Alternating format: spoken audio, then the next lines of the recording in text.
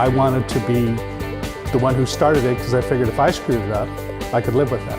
It took place right out here in the plaza, and I was mayor at the time, and you know, there was a big crowd, and it was very, very exciting. This guy said, you know, it's really not possible to found a theater, but by the time we realized that, we'd already done it. And that was my experience. It really was not possible. If I go back and just add everything up and was logical about it, it should never have happened. But I was able to talk a lot of other people into the idea, and then ideas have a life of their own. And when you talk enough people into the idea, you can't stop it then. Flip the idea on its head. Wait a second. It's a known axiom in science. You cannot prove a negative. There is no, there is no. There's only there is. And one of the board members, Sarita, very innocently and wisely said, "You mean it's going to look like a boxcar?" And we were all stunned because we had not thought of it that way. And then another board member decided that it needed to be a jewel box and it needed to blend into the evening sky. And we worked very hard as a board, but we got it to be blue. The redevelopment agency put in the majority of the money, i.e. the city, but the Sobrato Family Foundation really came through at the end and came up with the last $1 million, which was sort of the signal that we could break ground and begin to construct this fabulous building. Also the Packard Foundation and the people who built the Fairmont Hotel right here were all very generous, along with big and little contributions from all kinds of people just like you.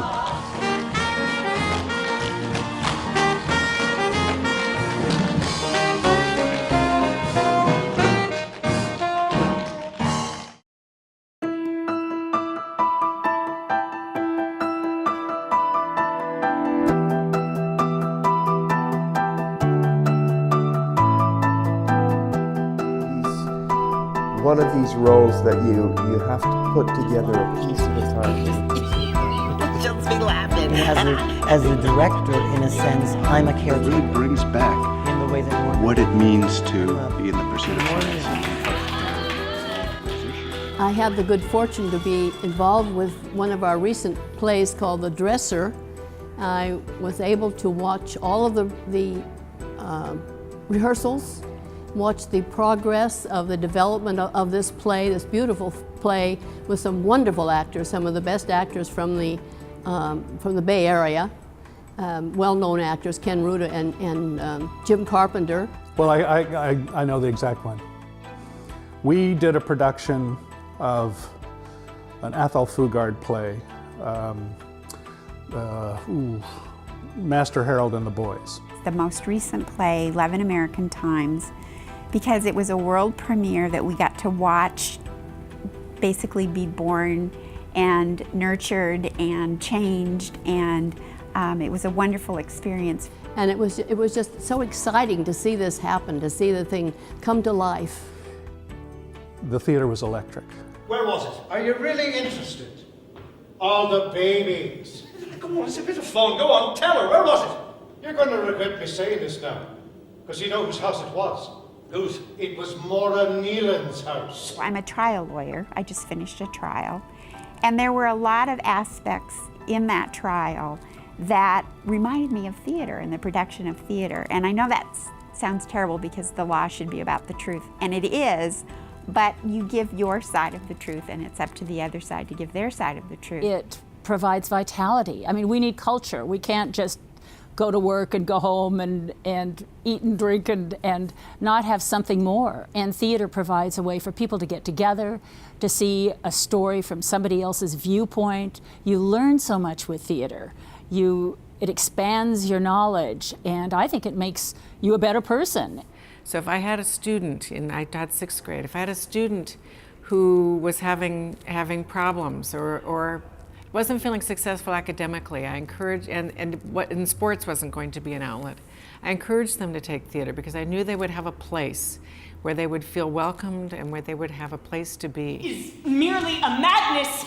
And I tell you, deserves as well a dark house and a whip as madmen do. And the reason why they are not so punished and cured is that the lunacy is so ordinary that the whippers are in love too.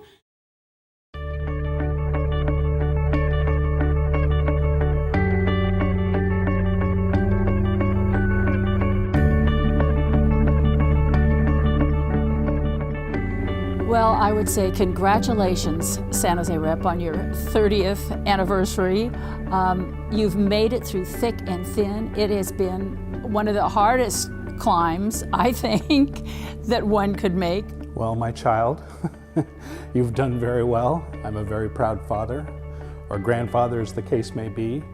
You have given me the greatest moments that a parent could ever want. You're grown up now, and you can't, there are no excuses for, you're just being a little kid. Hear, hear, San Jose Rep. Hear, hear. And congratulations again. Marvelous for a young lady. And you have many more years to come, and you're going to look great at 60. To another 30 years. I would toast the board members and the professional staff of the theater over the 30 years, many of whom we've known, obviously. And last but not least, the audiences. Congratulations, San Jose Rep, for making it to your 30th birthday. There's been times we didn't know if you'd really get here, but you not only got here, but you're looking really good, and I know that at your 60th birthday, you're going to be even better.